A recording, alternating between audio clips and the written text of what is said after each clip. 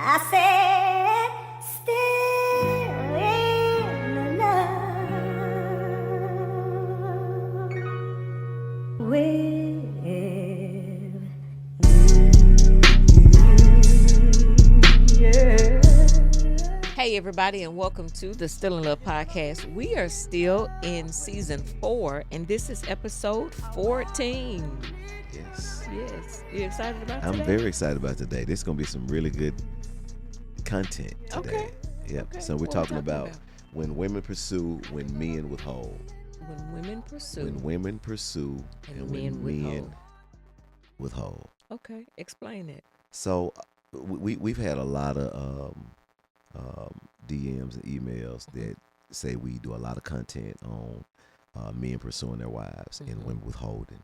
And I think that's the case. I mean, I don't know the percentage, but I would say about 75% of situations you have where the men are the one that's pursuing and the women are the one that's withholding. But there's this 25%, I would say, of women saying, hey, listen, that's not the case in my marriage. I am pursuing my husband. I'm not that woman that you're talking about. I want him. I desire him. I pursue him, and he's withholding sex from me. Talk about that. And we've spent some time in the past talking about that, but I want to go into it a little more in depth on today. And so what happens when the women pursue and the men withhold? Why are the brothers withholding? I remember, just thinking about that, and I was like, man, how in the world are you withholding sex from your wife, brother? How can you, what are you doing? And these not brothers that's in their 70s and who they at an age to where it's more of a struggle. Slow down a little bit. Yeah, it's like, man, some of these brothers in their 30s, in their early 40s, and it's and they're withholding. And so I just want to talk about a few things, and so brothers, I want you to tap in, and ladies, I want you to tap in, because this is going to be really, really helpful, and this is also a subject that can be very sensitive to men, very sensitive to men. Ladies, my encouragement is not to force him to deal with this, but if for some, if you can ensure that you all are in a setting, or he's in a setting where he can really listen to this and hear this, and and you all have dialogue later about what was said, I think it'll be important. So it's our prayer that God will use this this podcast to revolutionize your marriage, to revolutionize concerns that you've been having in your marriage. That's our hope and our prayer, because this is going to be a blessing. Amen. So let's talk about it, Sister Tori. Okay, let's do it. Some of the reasons that men withhold in marriage. I think one of the reasons is this, and we've talked about this before. Some brothers are struggling with erectile dysfunction, ED, and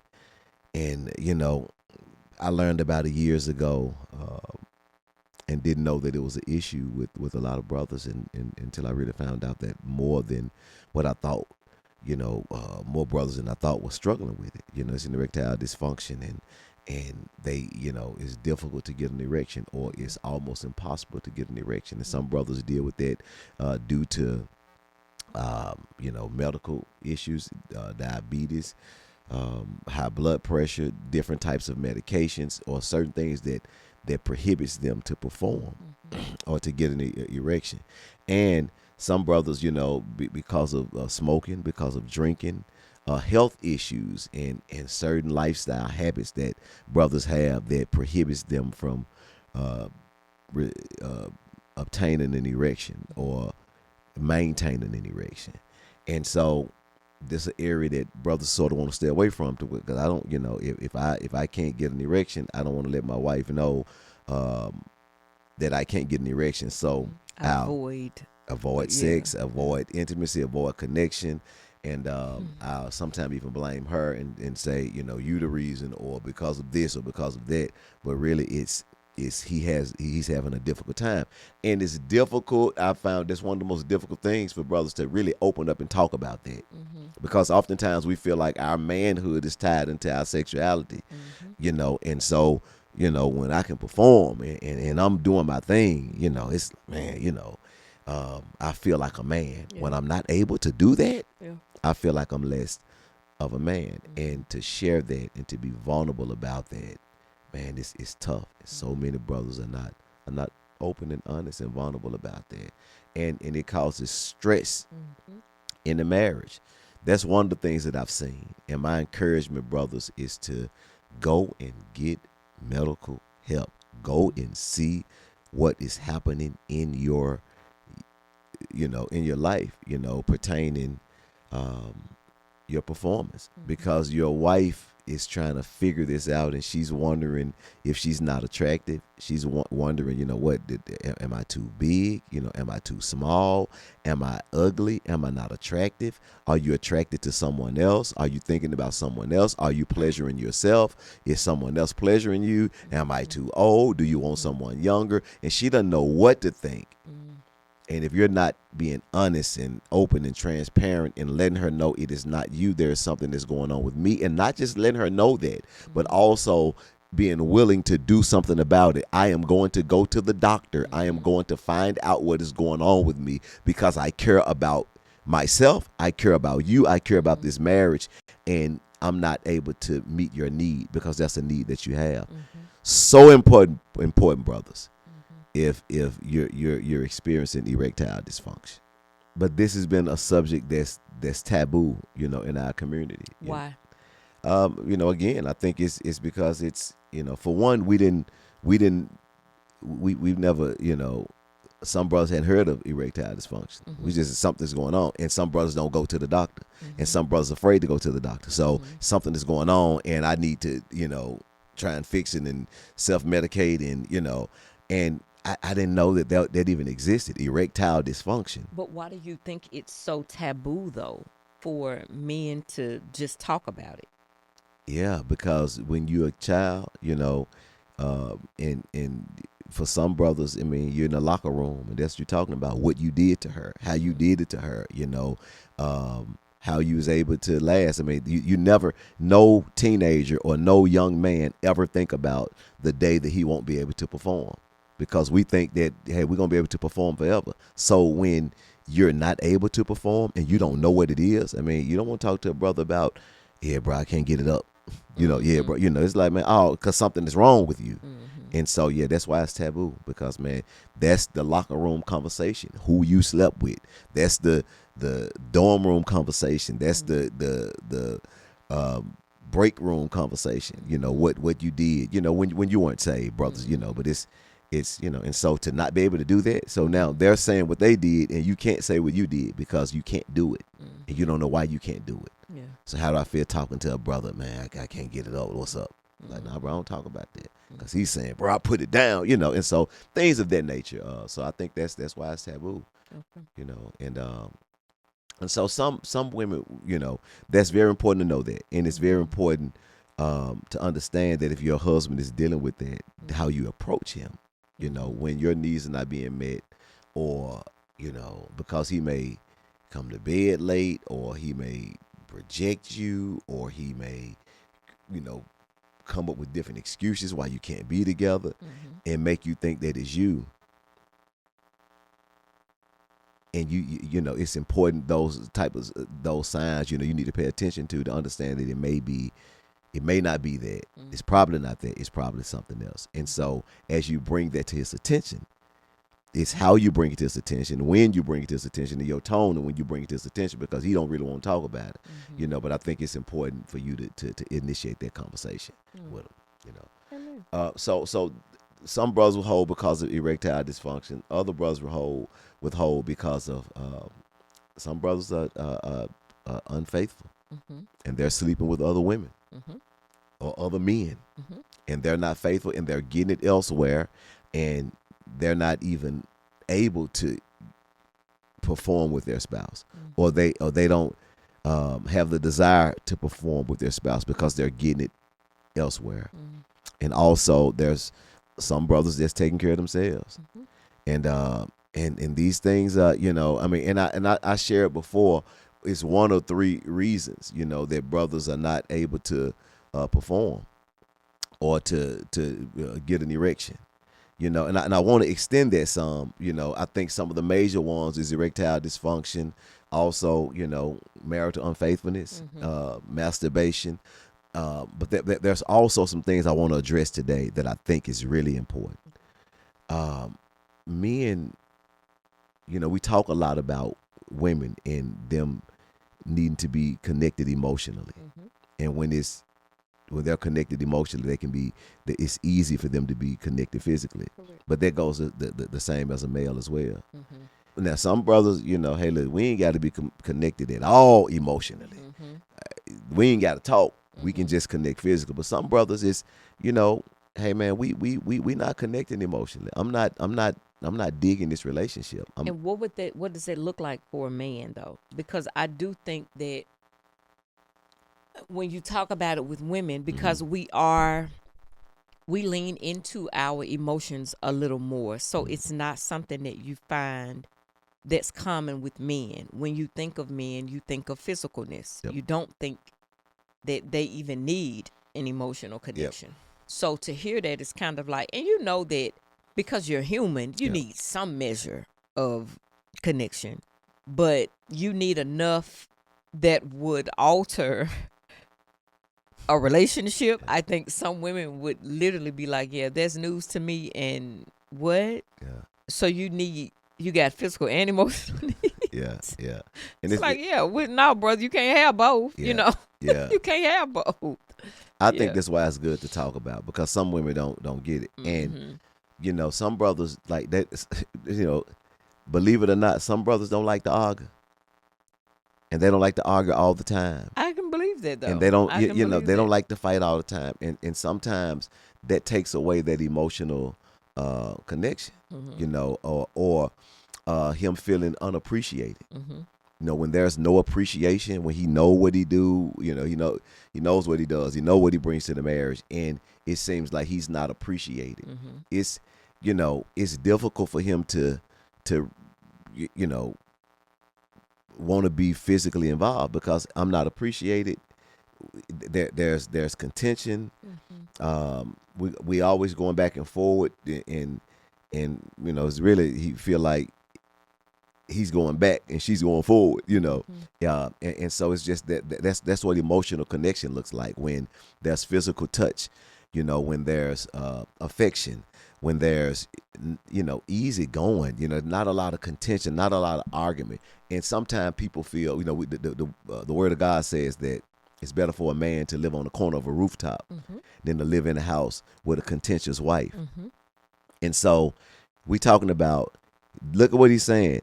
It's better for him to live on the corner of a rooftop, not just a rooftop, but on the corner of a rooftop. Like, man, I almost be willing to fall off of the roof than to be down in that house with this contentious woman, and sometimes it's just being with a difficult woman, being with a argumentative woman, being with a woman who don't take personal responsibility. It's just like we clashing. And so when he feels that there's always a clash, there's always infighting, there's a lack of appreciation. So he's like, man, listen, I don't, I'm not just a hound dog to where I don't care. I just want to get it at all costs. No, it begins to weigh on him. And so I think what a lot of, women that's in our inboxes that may be experiencing is that may be the issue, to where, hey, there's no emotional intimacy or emotional connection there, and he feels a way about that as well. And so even though he desires sex, he doesn't desire to be with you like he once desired to be with you, because that connection is gone. And over time he feels drained, to where, where's the compliments, where's the, not just the compliment, where's the affection, where's the appreciation, where's the peace? The brother want peace. Like, can we just Rodney King this thing? Can we just all get along? Can you say something nice? Do we have to argue about everything? Do we have to fight? Do I do anything right? Make me feel like a man. Make me feel good. Use your wisdom. You want to argue and fight, and even though I know I'm not perfect, but I do something wrong, I don't do things and dot every I and cross every T, and you always got something to say and bring it to my attention. I don't want to be together. And so some brothers, I think that's what's happening in marriages. So I hate that. I hate that for them. I do. I hate that for Yeah. people. Yeah. That's male or female, but I hate that. Yeah. I think lingering resentment, Hmm. things that hadn't been resolved, that just, and here's the thing, we sometimes, like you mentioned earlier, Hmm. it's so y'all got emotional needs and physical needs. Hmm. We minimize that, Hmm. and sometimes we looked at it as being these superheroes and these, you ain't got no feelings. I remember when we were early in our marriage and you would hit me and we would be playing and I hit you Wrestling, back yeah. and you like, we're joking, we playing, but when you hit me and I hit you back, you start crying. Yeah. Like, You you hit can't me hit me back. like that. I'm like, girl, girl, you hit me. That didn't, you will pop me like wow. I'm like, girl, you done hit me that hard. And I feel like I barely touch you back. And you'll start crying or just pouting. And then when you hit me and I'm coming to chase you or whatever, and you was like, you didn't even feel that. You didn't even feel that. Big as you are, you didn't.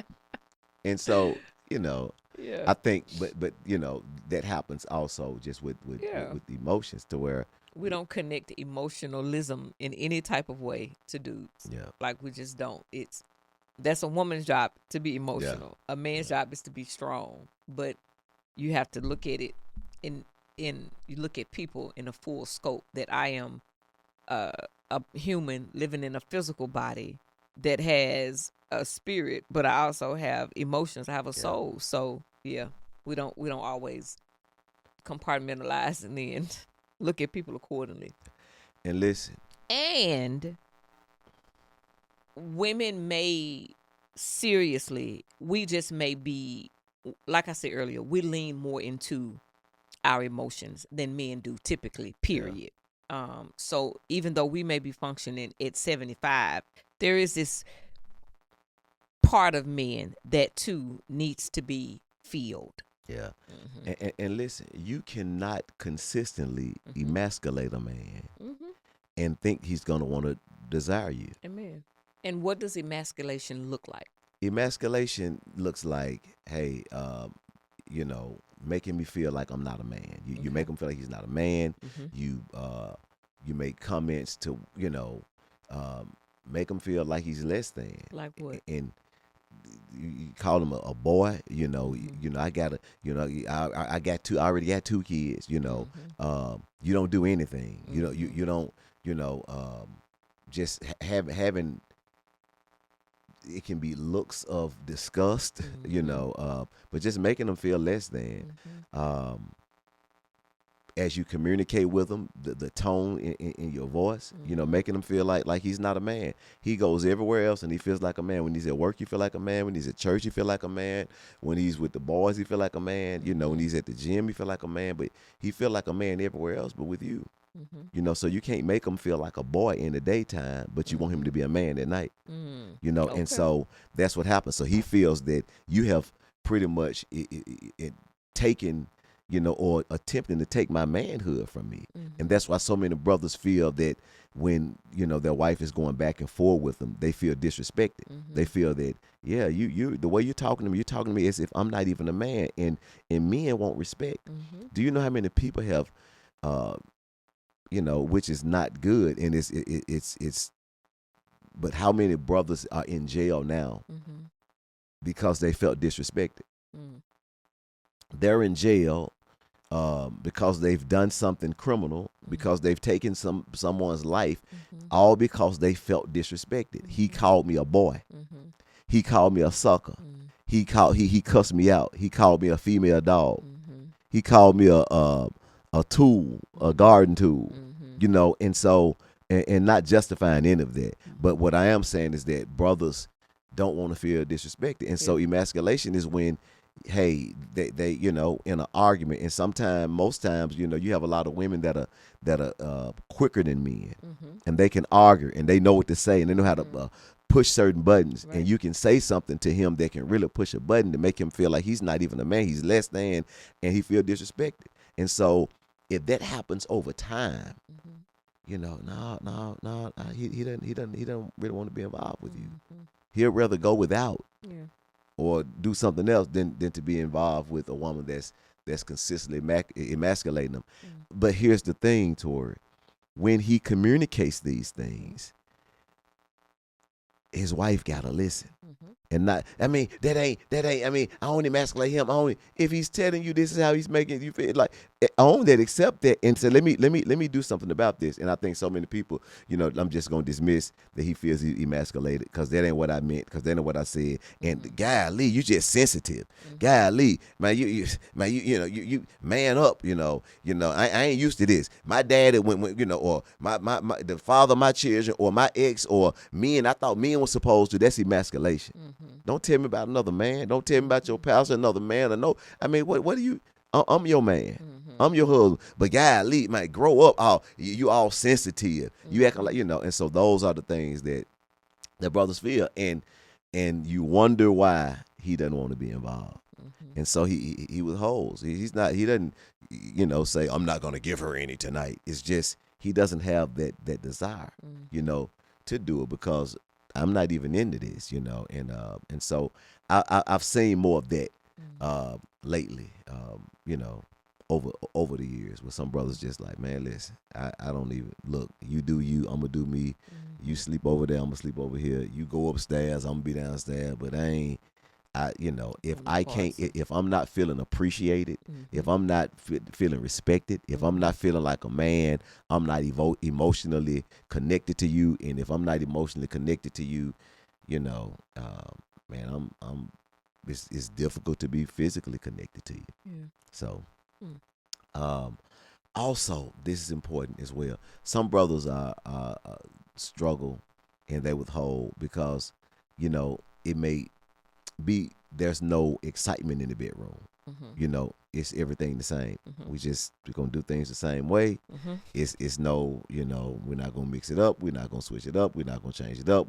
This is one position, and there's no excitement. Hey, when you initiate, and then you not only initiate, but initiate, new positions as well. So some brothers are withholding because it's just mundane and it's the same. When he say, let's add some spice to the bedroom, not bringing an additional person to the bedroom, but give them something different. Everything is the same. We're just going to get in the bed and we're going to do the same thing. Let's, you add some spice. You initiate a different level of spice. Give the man what he want. And don't just, find out what he want and give him what he want. If he like lingerie, give him lingerie. If he like t-shirt, give him a t-shirt. If he like nothing, don't be insecure with your body. If he like you with nothing, then give him nothing. Like, I don't know, you walking around with your tie out. Like, if he wants you butt naked, give him butt naked. Give him that. If he wants you wax. Yeah. If he wants you with a body full of hair, give him a body full of hair. You want a werewolf? Just give him what he want. He want wax or a werewolf. W or W. Give it to him. I don't like to be waxed. It make me itch. Wait, look, I don't do something, but give him what he want. And so, if this is what turns him on, then then give him that, and I think those things are important to marry. And these are things that we want to talk about, because we understand there's so many married couples, they don't talk about it. They don't talk about it, and we're gonna comfortably make you uncomfortable to talk about these conversations that need to be had. Absolutely. That could revolutionize your marriage. And so we're married because, just kind of where I'm not comfortable with this. We know people that's been married for over 15 years that really hadn't had the transparent conversation about sex. You got to talk about sex. What do you want? Correct. Keep it right here. Don't keep it right there. So let's talk about this. Amen. So these are some just a couple of things why that I think some brothers are withholding, and I just want to get to the bottom of it. I guess you've heard these things as well, and when you hear them, what do you think when you hear, I guess what we communicate now, and just when you hear women say that, hey, I desire my husband and he doesn't desire me, what comes to your mind? I think everything that you mentioned. You didn't mention the medical, like there may be something medically going on with them that may be preventing performance. But I everything that you touched on are things that kind of come across my mind. Well, maybe it's this. Maybe it is infidelity. Maybe it is ED. Maybe there's no more emotional connection, and we've got to do something to get that back connected. Or, and then I also thought about this. I saw a gentleman on TikTok, obviously, and he was talking about him being married, and he said that him and his wife, they have the same sex drive. And he was like, he does not have a high sex drive. Like, he just doesn't. And he mentioned that he felt like it was very unacceptable with his partners and his friends, because men are supposed to have these crazy, always wanted, every day, all day sex drives. And he's like, he always felt like odd man out, because it's like, yeah, I want it, but I don't want it like that. Like, and he was like, honestly, it wasn't until I became an adult and until I got married that I kind of discovered that. So all these years, I'm kind of forcing myself to do something because that's what was acceptable. But really, what is good for me? And I think there is sometimes room to just simply discuss sex drives, like because that's real. And it's so funny how it's kind of like now there is so much conversation now around menopause, perimenopause, postpartum depression, all the things, because we're tapping into some things. But I am just recently hearing conversations around sex drives, because so when a woman enters menopause, perimenopause, although there are some other things going on, her drive in some seasons increases. Whereas, and it's so funny to me because in this season of life, you would think for women, late 40s, early 50s, it would be the opposite. But when you look at a man, when he's around that same age, things tend to slow down. So it's just what is typical is when you're younger, a man's sex drive is supposed to be high. A woman's sex drive can be pretty neutral. You have some that have high, but for what you hear, for the most part, it's it's just But when it does increase for women, it is also at the same time when a man's is supposed to be, or typically, decreasing.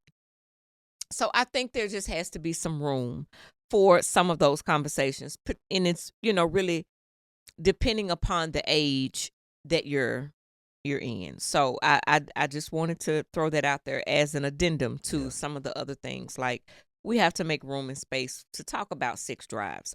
Some people want it a lot, male and female. Some people have low sex drives. That could be for a number of reasons. Certain medicines you take lowers your sex drive. And so there are other contributing factors into sometimes why things ain't happening the way it needs to be happening. So and I just wanted to add those. I think that's really good. You got some brothers who dealing with performance anxiety. What that is that in one experience with his wife, if he was not able to obtain an erection, he's concerned and fearful that the same thing will happen the next go around. Okay. So he's trying to prevent the next experience because he's fearful that it won't happen again, that he'll not be able to receive obtain an erection again. And so now he's doing everything in his power because he's thinking about, okay, am I going to be able to obtain an erection? Am I going to be able to last long? Is it going to be really quick? And so he becomes fearful. And so the more he doesn't do it, the more he stay away from it, the longer this thing can pose an issue. And now he's so fearful, even if he doesn't really have any of those issues, if he doesn't have ED, if he's just had a bad experience or a couple of bad experiences, the likelihood of him having another bad experience is really high because of the anxiety of him potentially having a bad experience. And so you have to tap into that, and you have to just move forward and go through with it and have, but it's the conversations. You have to be willing to talk and communicate. And so many people are not able to talk or not willing to talk and communicate these things. And even know the verbiage for it, know the verbiage that, hey, and that's why I pray that men are locked into it. And even women who can wisely speak to their husbands to where it may be, performance anxiety, and it's okay. Hey, man, it's it's you become gun shy. It's like in sports, and you make a bad play, and so you throw an interception. Now you're afraid to throw another pass because you're afraid to throw another interception. That's the same thing with your experience. Like, man, I had this terrible experience. I'm not used to having bad experiences. Right. All of my experiences, for the most part, have been on point. So Yeah. now I've had a couple of bad experiences. Yep. Yeah, I'm afraid to have another one, and I don't even want to. I don't want to go there. So Right. I'm avoiding it at all costs. Mm-hmm. And so, but something to really look into. Yep. And so, brothers, they sort of, I'll just avoid that altogether because I don't want this experience to take place. Well, I'm grateful that this podcast, and you see more conversations now Yep. around giving men space to talk, Yep. because I feel like has been a universal issue with men from as long as I can remember. Just men just didn't talk as much as women, generally. Yep. And then I think it goes over to personality style and just type. But men are, less emotional, and therefore I don't really want to share. I keep it all in. Yeah. So if there is a problem, I do all of the avoidance of things, to keep from having to communicate, because I don't want to communicate. That makes me vulnerable, and that means for some men vulnerability is weakness. Yep. And I don't want to feel weak, so I'm gonna do what makes me feel strong, and that's remain in control, but also remain silent. Girl, you saying So something. if and I prefer this. Yep. So, but that also keeps you in this self-inflicted prison, Yep. Where you don't get out, but nothing gets in. That's Help good. doesn't get That in. is good. Wisdom is not getting in. Yes. Knowledge isn't getting in. So, unfortunately, Yeah. but I'm grateful. Yeah. And Tori, the thing is this: when he speaks, Mm-hmm. listen. Mm-hmm. Let me say it in the mic for the people in the back. Mm-hmm. When your husband speak, Mm-hmm. listen, Mm-hmm. because he doesn't speak much, or Mm. he may speak a lot, but he doesn't open up a lot. And don't get the two confused. Mm-hmm. He may What's the speak a lot difference? because he may say things, he may talk a lot, he may speak a lot, but he doesn't really open up a lot. Mm-hmm. Most men don't open up a lot and share their emotions and share what they're really feeling. Mm-hmm. Because one, it can show weakness. Mm-hmm. Two, if it's not received or handled properly, then that's one of the worst things you can do, to not handle him properly when he opens up. Mm-hmm. Because the fear of opening up, the fear of not being handled properly, it's huge for him. Mm-hmm. Because he's like, man, I'm gonna handle myself. I got myself. I'm gonna take care of myself. I'm gonna pay the bills. I'm a man. This is what I do. I pay bills. This is what I do. I take care of things. I protect. I provide. I do this, so I don't need help. Mm-hmm. And I don't have issues. If I got issues, true man, I'm gonna talk to the Lord about it. I'm not gonna open up to anybody. They can't do anything about that anyway. Mm-hmm. That's how we think. Mm-hmm. So when we do open up, and if it's not received properly, oh yeah, I knew I shouldn't have opened up. Mm-hmm. And so that's what's important, to where when he speak, when he open up, Mm-hmm. listen to him intently. Mm-hmm. And these are some hard truths that may be the case. Some brothers may open up about, because he may feel that a parental type of relationship, to where he's the parent, to where he has to tell her everything, do this and over and over, and the house is not clean, and whatever it is, it's just, man, I feel like I'm saying the same thing over and over, things are not being done, things are not being handled. And so that takes away, or could potentially take away his desire. Mm-hmm. And these are things to listen to without being offended. Mm-hmm. When he shares these things, when he say, hey, listen, it could be, it go both ways, but it could be to where, and if he speaks this, don't be offended, do something about it. If he mentions something about your hygiene, yes, fix it. Mm-hmm. Go and get it taken care of. Right. And not, how you going to say, I don't say nothing to you about, and so there he is again. Like, man, when I open up and say something, because I don't want to say anything to you. Yeah. I don't want to say anything to you because I can't talk to you. And it's not going to be received well anyway. And so why even say something? And so when he decides to say something and then you don't receive it well, it validates his point. And so what he does is he shut down. And now the relationship is lopsided because you see all of these women that are being pursued by their husbands, but you're pursuing your husband, but you won't listen to what he's saying. And your marriage is at a standstill, or it's going in the wrong direction because you really won't lean in and hear what he's really saying, you know. And so I think, ladies, if you lean in and do your part, and brothers, if you get a hold of this and communicate what's really happening with you, I think that you really can have the thriving marriage that God has called you to have. Amen. I want to say this, and I want to share this with the brothers. Brothers, I want to look to you and say this, man. If you're experiencing problems in the bedroom and erectile dysfunction or a problem with blood flow, man, listen, that's not the end of the world. And there's several things out there, that can assist in that problem. Don't self-medicate. Don't you figure it out, but go and get the type of help that you need. My encouragement is certain things you can do, man. Begin to work out consistently. Work out consistently to get that blood flowing.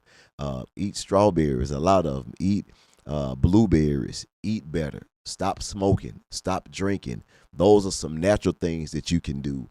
Oftentimes it could be stress and anxiety that's preventing you from being able to perform the way that you used to. And so get those things taken care of. The things that we mentioned in the podcast, my encouragement to you is if those are some of the things that you're dealing with, communicate that with your spouse.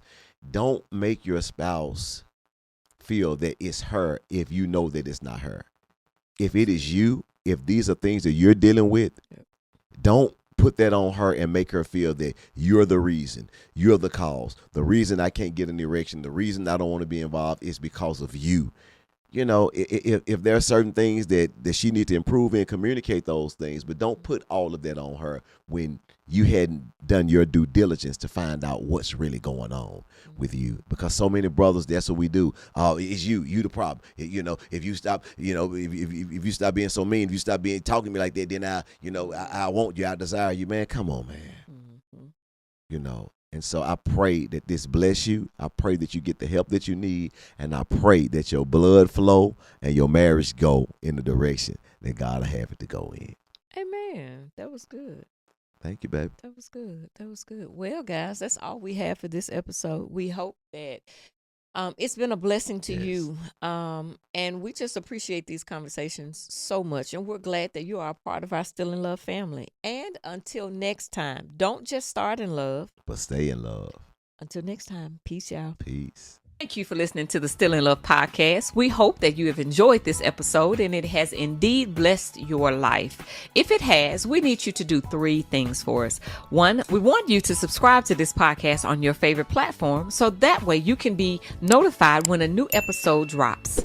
Number 2, we want you to review it. Click on that 5-star and let us know how much you enjoyed it. We absolutely love feedback here at the Still in Love podcast, and this helps us to make sure that we are scratching where there's an itch. And number 3, we want you to share it with a friend or family member. Also, if you have a question, we'd love to hear it and even talk about it right here on the podcast. You can submit those questions at stillinlovepodcast.com.